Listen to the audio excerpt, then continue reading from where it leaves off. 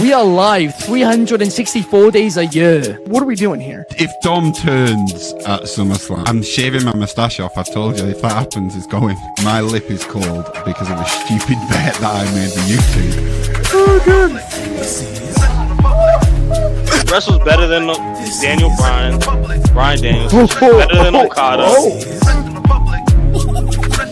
How do you not get 60 after Monday Night Raw? What is going on, everybody? We are back once again with another edition of Wrestling Republic's Off the Air. It's Tuesday night. I am fired up to be here. Get your twos up out of the gates really quickly, just in honor of Shad. He's totally not here, though, but guess who is? To break down NXT with me. Out in Louisville, Kentucky, the man, the myth, the legend himself. A guy you should do. Gosh darn it. You got to remind me every time, Driz. Put your twos up. Good morning, afternoon, and evening. It's the guy you should believe it is, your boy Dryzzy, aka the Wrestling Plug. You don't know what to watch? I got you. After a long weekend of wrestling, we back at it again with the NXT post show. Mama, we made it. I don't think we stopped. Like I think we've literally been watching wrestling nonstop since Friday. Basically Friday night. Yeah. I haven't really left this tiny little booth that I'm in here essentially since Friday. Like, I had to change mic covers. And yeah, I just noticed that. That's a different mic. You wore the last one out. Dude, I was starting to get nervous. I do have the original back here somewhere. I kept it because I used that one for too long and then it got me sick. It was bad. That's neither here nor there, though. What an episode of NXT, though, Driz. Obviously, we had Evolution and we had Great American Bash this weekend. Woo. Off the charts. You and I have talked about this. What is it, 901 times now? Always tough coming out of a PLE. Yeah. And we're kind of coming out of two. You're coming out of two, and there are two of them that definitely commandeered the NXT roster. So this time of the year, you get a lot of those crossover shows where the NXT roster is being used with the main roster. But it's a little bit tougher now because we're on the downward slope of it.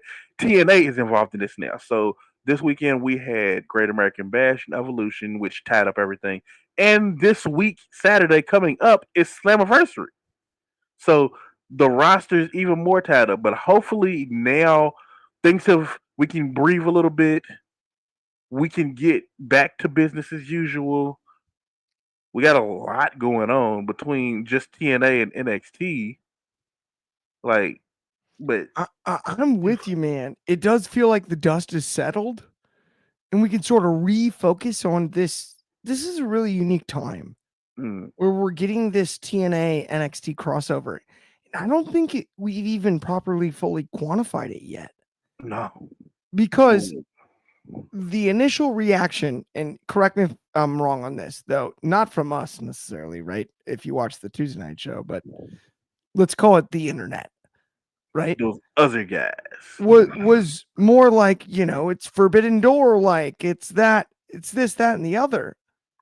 No, like TNA talents, there was the one time ECW showed up at Raw in the 90s and everyone was like, whoa. Yep. Crazy. We've all seen the highlight. Like, it's great. This is every week now. And it's a unique scenario. I think it's unique to the current product for sure. Let me run through some comments really quick and let's get into the show all the way. Not that we're not already into the show, but Fernando Zayas, good evening, WR crew. Good evening, Fernando. What's going on? Friend of the show. He enjoyed NXT tonight. And then we've also got Carlos Silva, the president of TNA, tweeted that Slammiversary will be phenomenal. I see what he did there. Huh. You if you're gonna make that statement, you cannot give it. It can't be an empty. It can't be an empty threat. It We cannot are be an empty threat. spoiler free here at WR, but that is one we can address because it was tweeted, right? Yes. And that's one that, man, would that be wild? It would be. My question to you before we get into it, Driz, though, is which music do they play? Oh, no, they're definitely gonna do "Let's Get Ready to Fly." Even though I would love to see that mashup of "Evil Ways" and "Phenomenal" that he did on his way out, but yeah, they're definitely doing "Let's Get Ready to Fly." I think they gotta play "Let's Get Ready to Fly." That one's wild. It's classic. It's one of the few TNA themes that is just classic. Yeah, it's. I mean, honestly, I already give TNA credit. There's a few I would say, but that one I agree. Top 3 all time. It's Probably. top 5. It's of TNA. It's definitely top. It's definitely the top, but it's definitely like a top 5. It's definitely Joe's pretty solid. Joe's is solid. James Storm had a really good one. Long necks and rednecks. Yes. James Storm's was awesome. When you would break the beer bottle. Mm-hmm. Yep. Oh yeah, 1,000%. We've also got DCX Warlord in the comments here with "Evil Ways" needs to be Luca's new theme. Ooh. I don't think WWE is going to pay for that one. I don't think they're going to do it. That is a legit song. So you know how WWE is about doing legit songs. I don't think they would do it, but I'll tell you what, it fits. Right? It could be good, but let's get into our first topic of the evening here.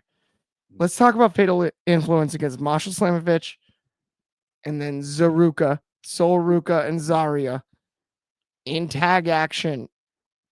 Masha Slamovich just pinned the NXT Women's World Champion in a 6-women's tag. There were shenanigans in this match. All kinds of shenanigans.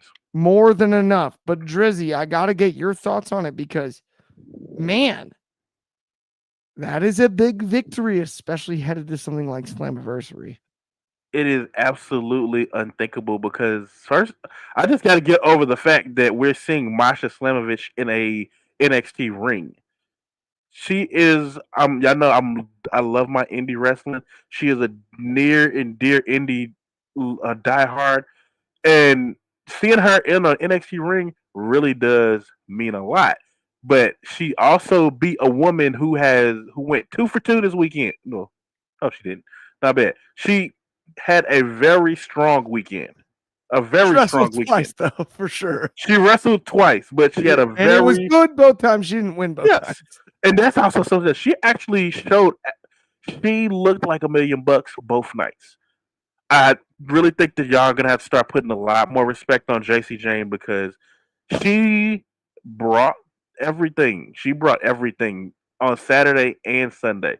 And especially on Sunday, she looked like a champion. Like, the whole thing with JC was always she's been a tag team. She's always been the bridesmaid, never the bride. She's always been the third wheel, and she's always been in stables. From Chase U, she was in Toxic Attraction. Then Chase U, now Fatal Attraction, and she's always.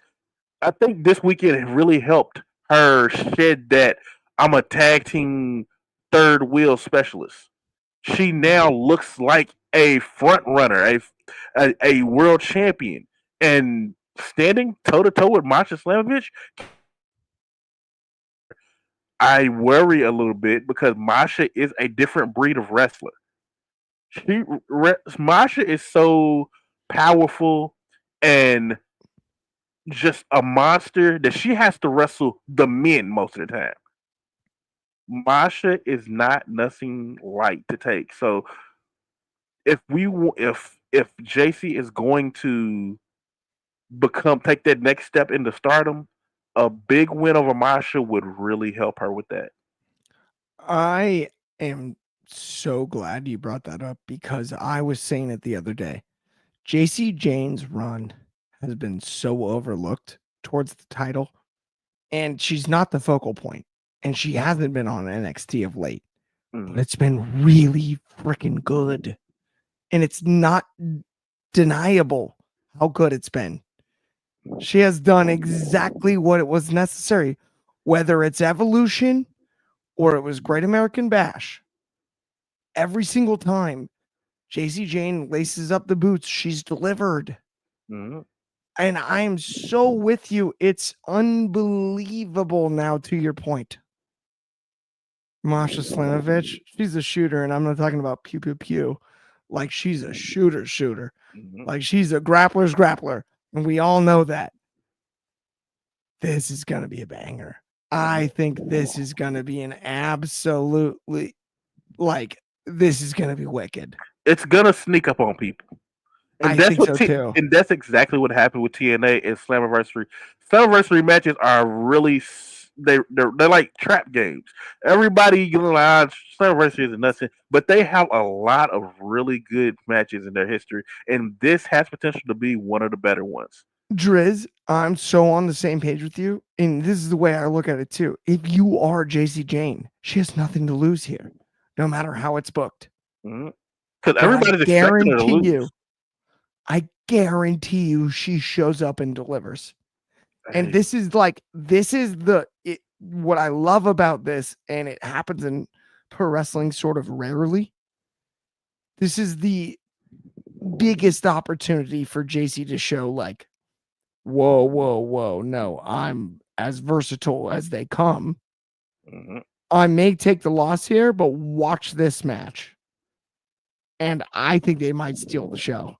I think they might steal the weekend in a way that the Naomi cash in at Evolution stole this weekend.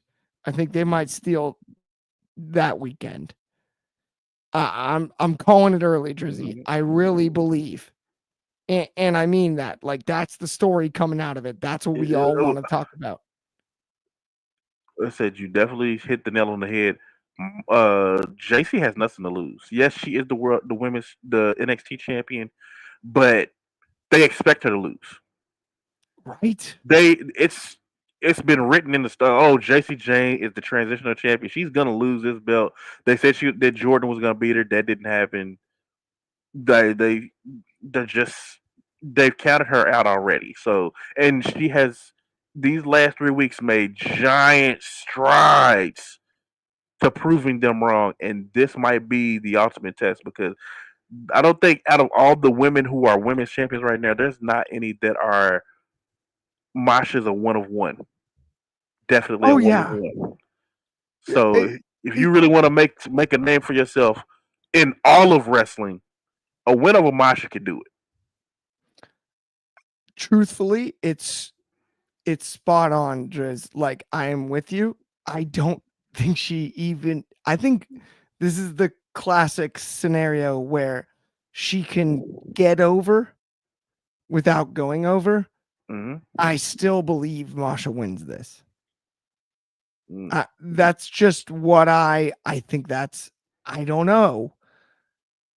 But either way, it's the ultimate opportunity. I will say this. We've got some comments here.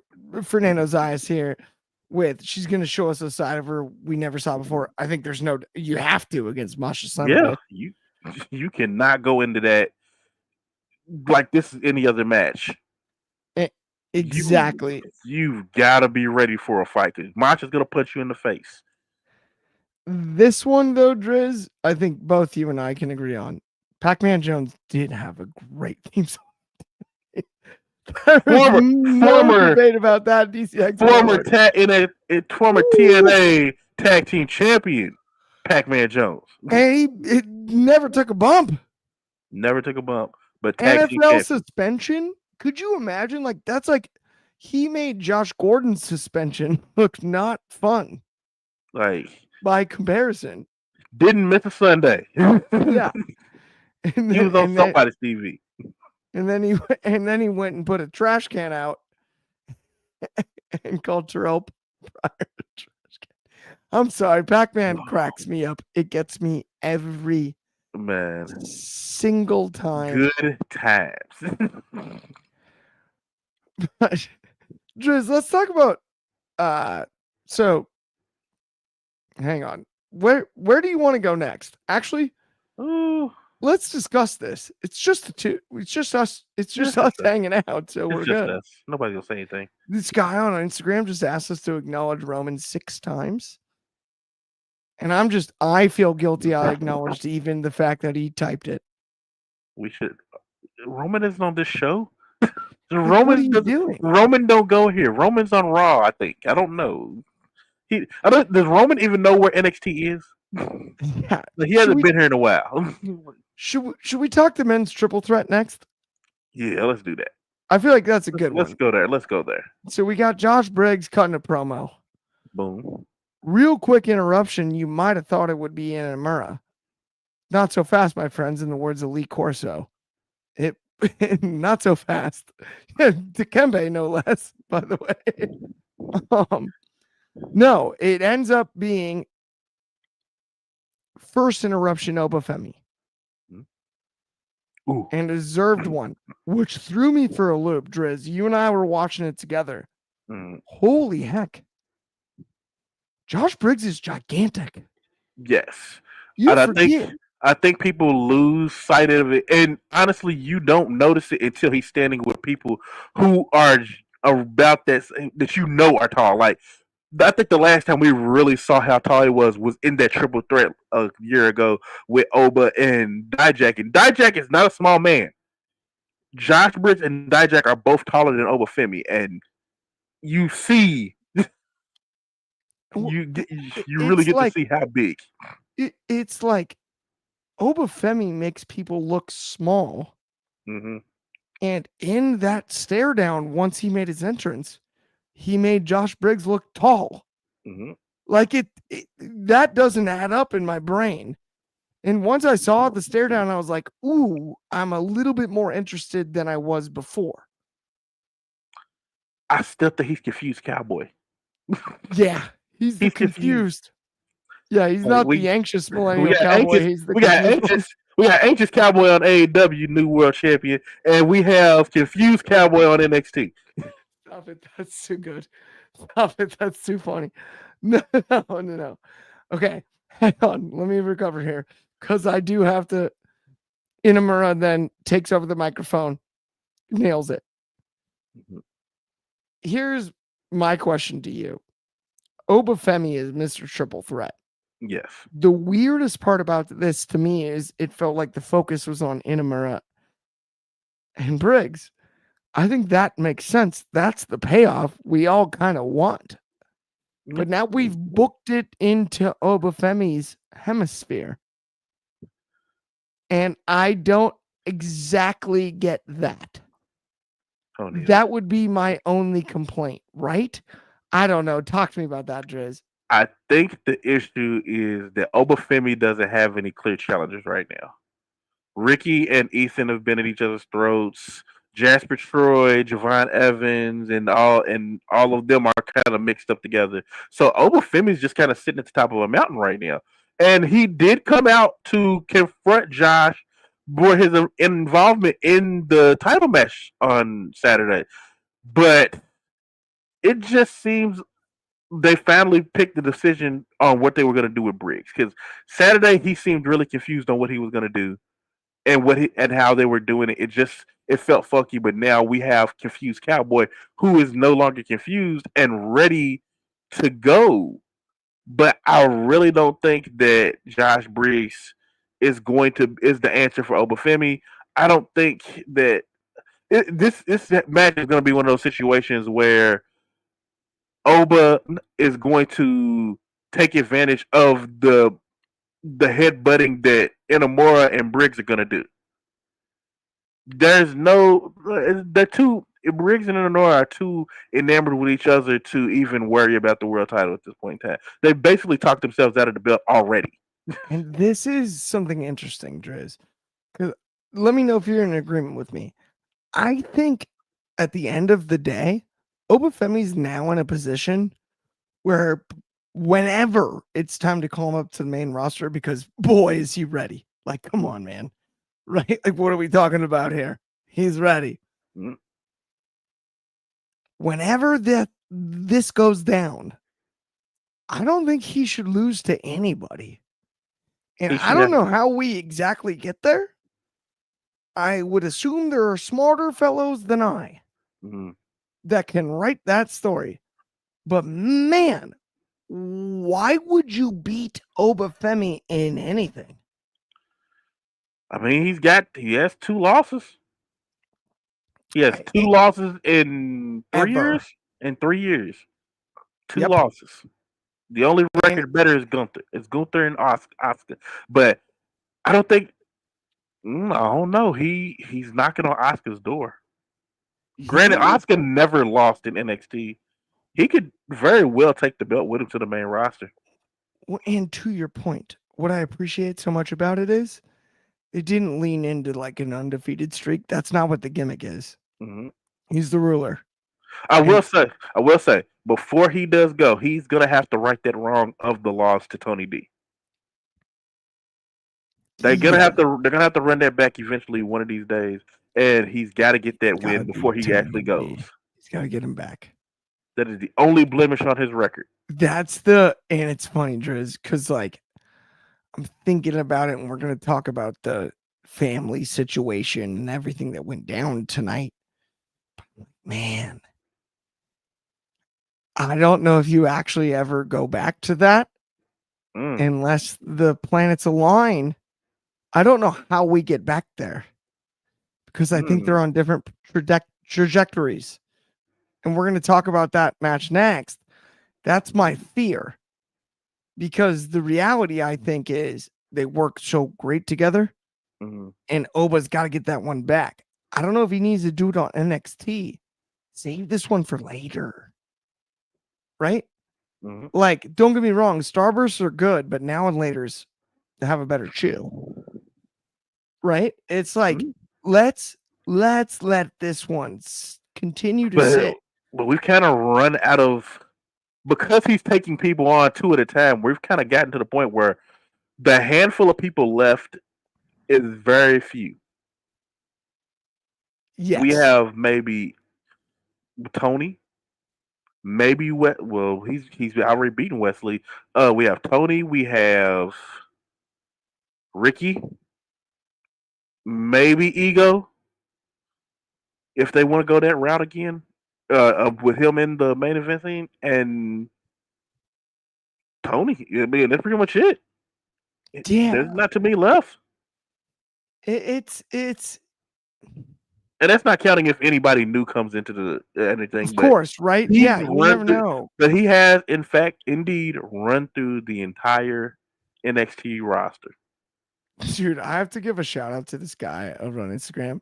He's given Roman greater than basically like the whole roster in the comments.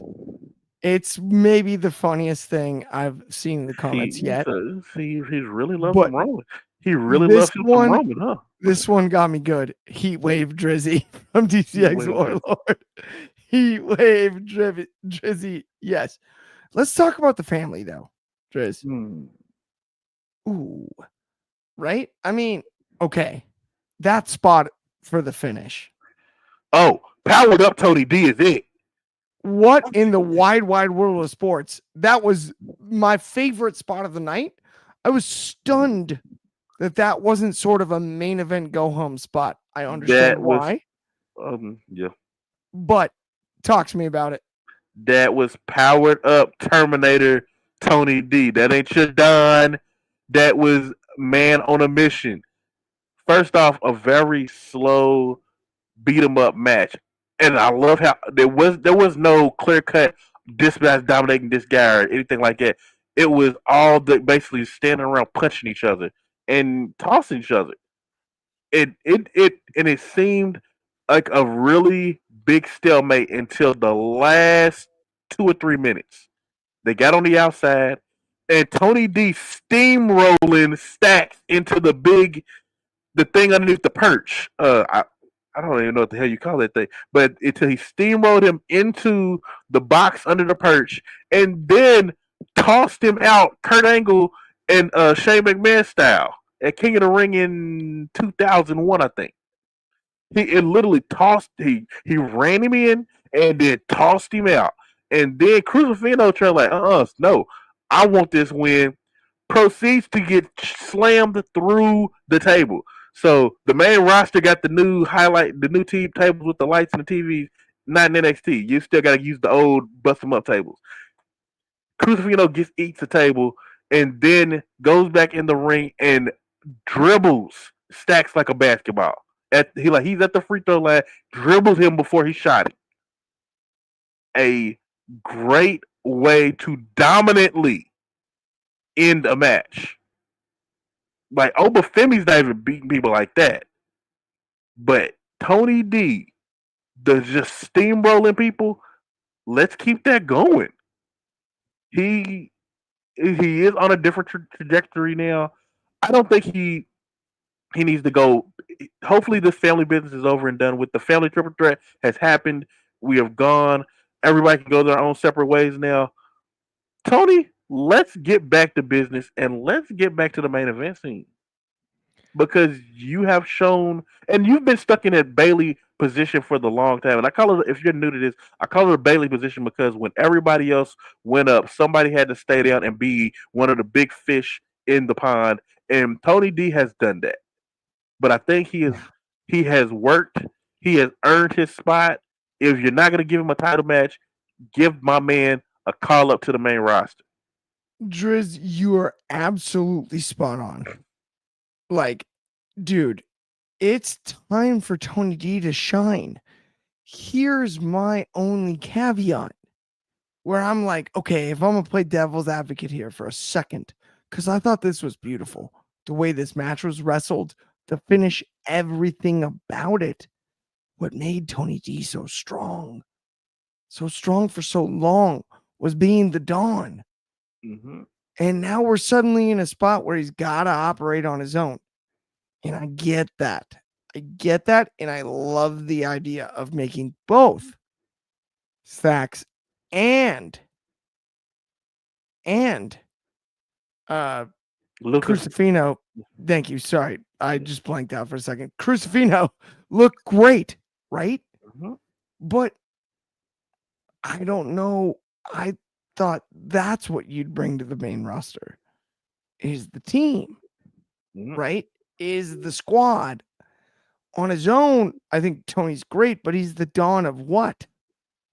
Right? And I don't know where he goes as not officially the Dawn. That's what I'm kind of most interested in coming out of this is like, how do we figure out how to legitimize Tony D? Because obviously we've already mentioned on this very program that the dude's one of the only guys that beat Obafemi in singles competition. He pinned him. That happened. We were all there. Twice. Not once, 2 times. Mm-hmm. And it's fascinating. But we got to bridge that gap somewhere. I don't know. What would be your thoughts on like how we're going to bridge that? Honestly, he's going to have to steamroll a couple of people. We might have to go the old school route of a couple of squash matches. It's a rebirth of Tony D, so we might have to just sit there and do a little bit of squashes. Maybe give him a couple like the Vanity Project. Let him run through people like that. Let him run through some of the Evolve talent. Let a LFG guy win a competition to go heads up with him one time.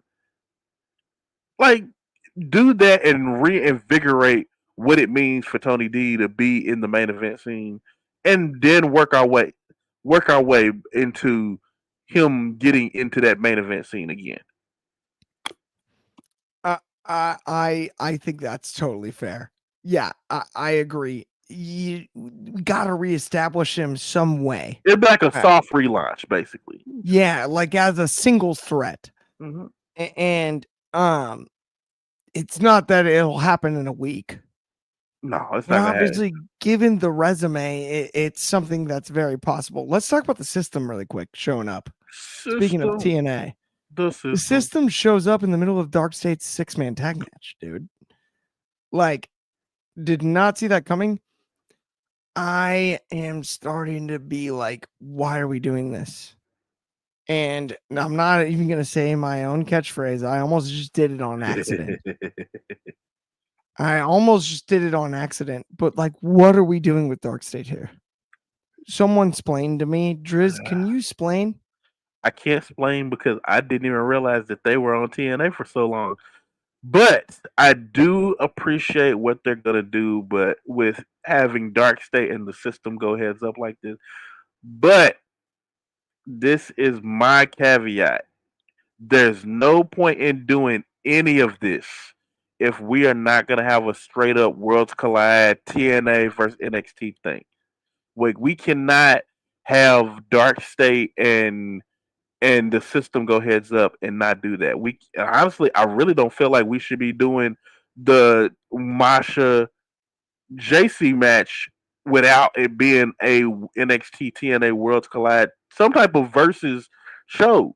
We're like you're missing money on that. I really think that's a lot of money on both shows, and then simulcast it on both Peacock and whatever TNA Plus. Like we're missing money on that. But I do see what they're trying to do. Dark State has fallen from the Shield to Retribution for me, but they can always fix it. They're not Retribution yet, but they can still fix this. But you cannot keep letting Dark State be not on TV for months at a time and then bring them back out of nowhere and expect us to be able to have that same fear we had those first few months when they popped up. It just doesn't work that way. You have to be on TV. Time is your worst and will be your best friend and your worst enemy in wrestling. Yeah. It's true. And patience is like, it's a virtue. We both know that as well as anybody. But man, that's a great point, Driz. Mm-hmm. Let's talk about two separate subjects really quickly Mm-hmm. while we take everybody home here on a fabulous Tuesday night. Woo. Let's talk about one first. That Drizzy, I'm going to take you off the screen because I got to talk about Ricky Saints. You picked the wrong place and the right guy.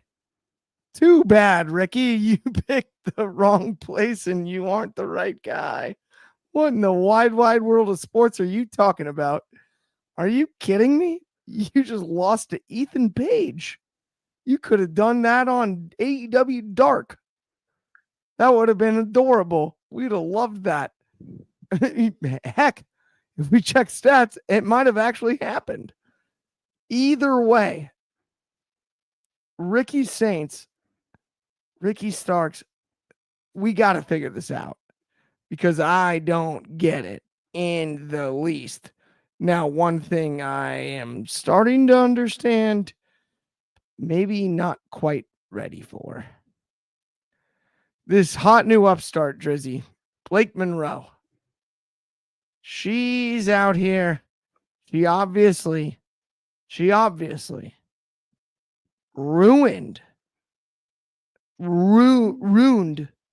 Jordan Grace's championship match. And not only that, Jordan Grace is upset. Jordan Grace is upset about it. And Callie Armstrong against Carmen Petrovic, Jordan Grace made a decision. We found this brand new wrestler, Blake Monroe, in a hot tub. And now we've got a rivalry. She's turned heel. It's different. I'm not sure. You talk to me about this one, Driz. We're really doing this. We're really doing this. We're really doing this. Okay, let me collect myself. All right. That's on me. Ricky will be fine. Ricky will. Everybody gets tongue tied. You picked the wrong place and the right. Yeah, it's okay. We all mess up. Players mess up sometimes. Players mess up. It won't happen again though. He'll be all right. All right, now about this new young hot upstart that you just seemed to discovered.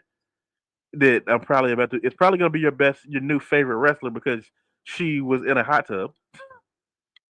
I like her. So from what Clark does not know is that she is formerly Mariah May from AEW. I don't know what it is No. about. I don't know what it is about this character that it almost seemed like it was a fresh new thing again. Like we look at her, we know how conniving she can be, and basically what she was on Sunday was pretty conniving.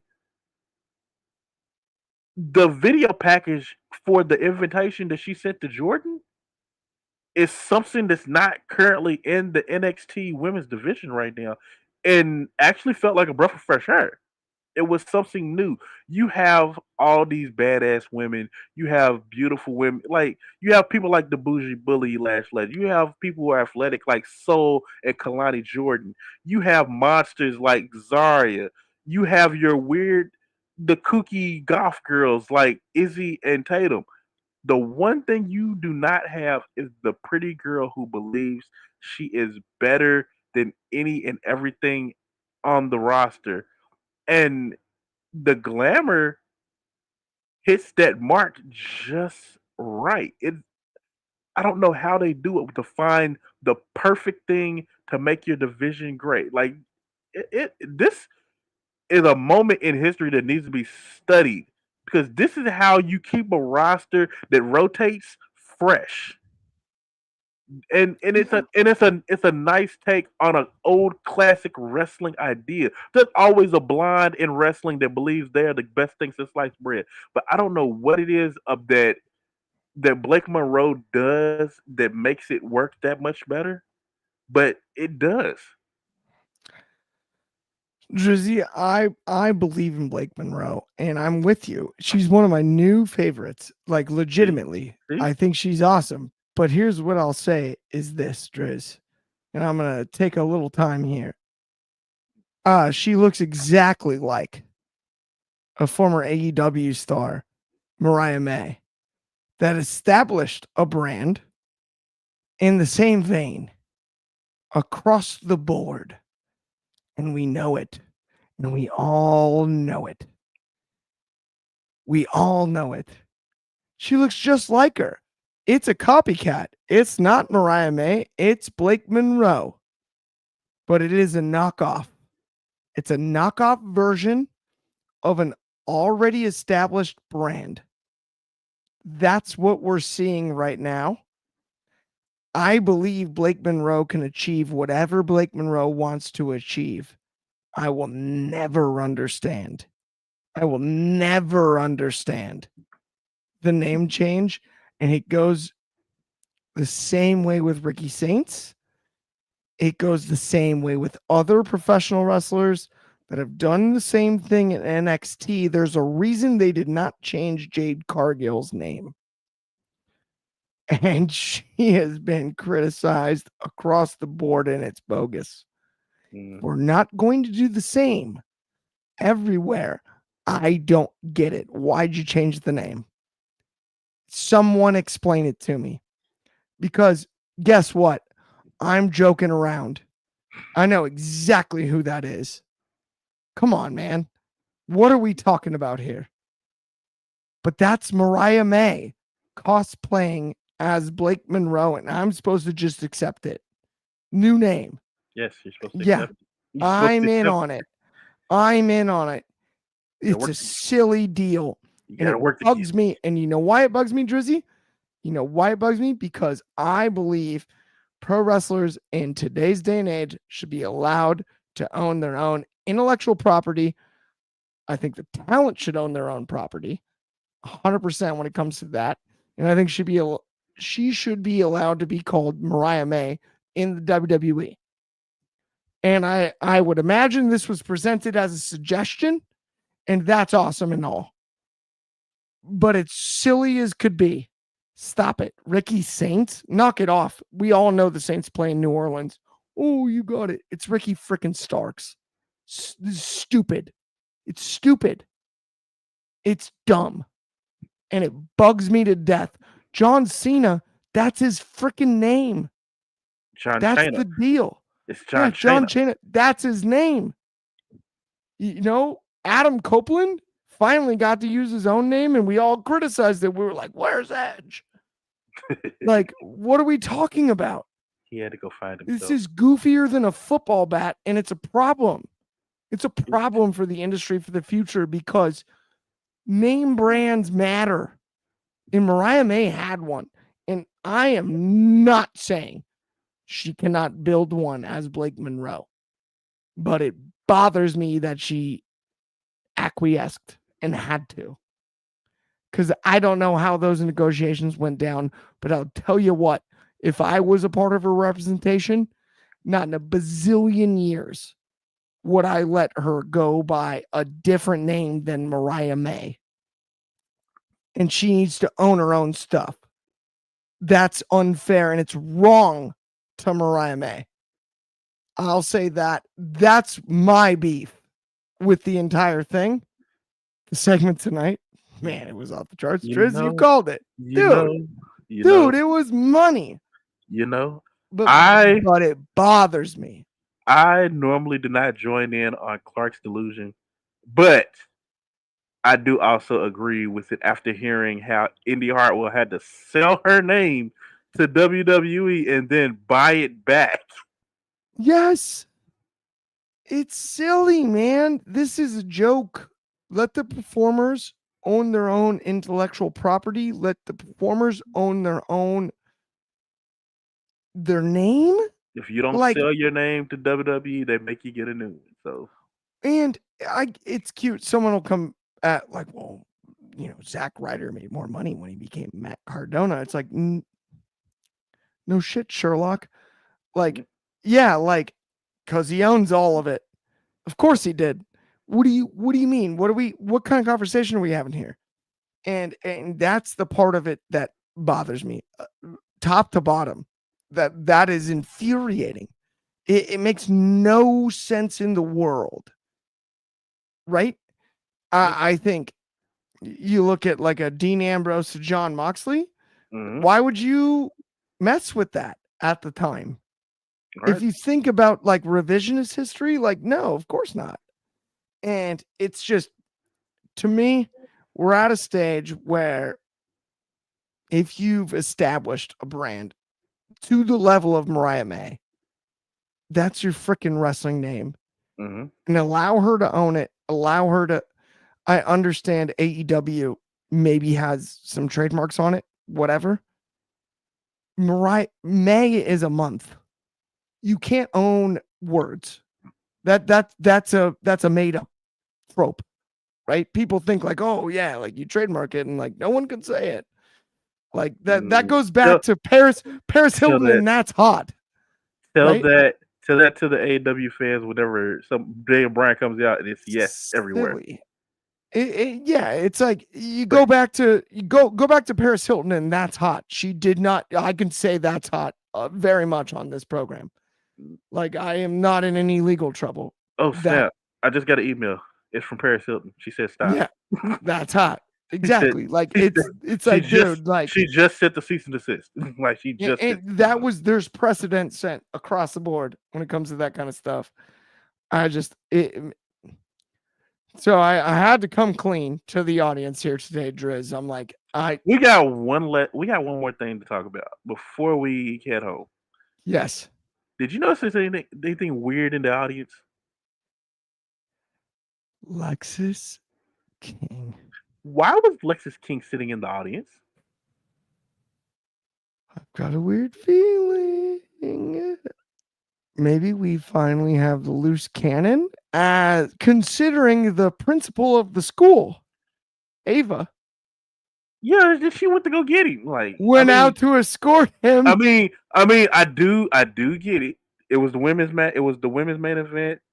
A lot of nice bodies out there. Probably went to go get a nice look and everything. But if I had to like drag him to the back, like it was interesting. Just remember, you heard it here first. If Lexis King is going full loose cannon, The cannon is loose. There's no doubt about it. Now, if we see him start wrestling a pencil in the ring, or if he starts popping up with chain lift fences and stuff, or threatening to pee on people, then yeah, he's loose cannon. Yes. Now, with that, Driz, I will say that's going to bring us to the end of the show. It's been a blast. Everybody, thank you for tuning in every single Tuesday night. We are here with Off the Air, same time, same place, immediately following NXT. We do our best to try to get it, to time it right. You know, it is what it is, but it's about 7 o'clock Pacific. That's going to be 10 o'clock on the East Coast, and that's deep in the middle of the night. In the UK, 4 o'clock over in Hawaii for my friends. But at the same time, the daily, check it out. Grappling for Position, multiple shows. Check out everything we've got going. Wrestling Republic undercard, all kinds of good stuff. Thank you so much for tuning in. We always appreciate you. On behalf of me and Driz, everybody here at WR, you have a great Tuesday night, and we will talk to you soon. Thank you.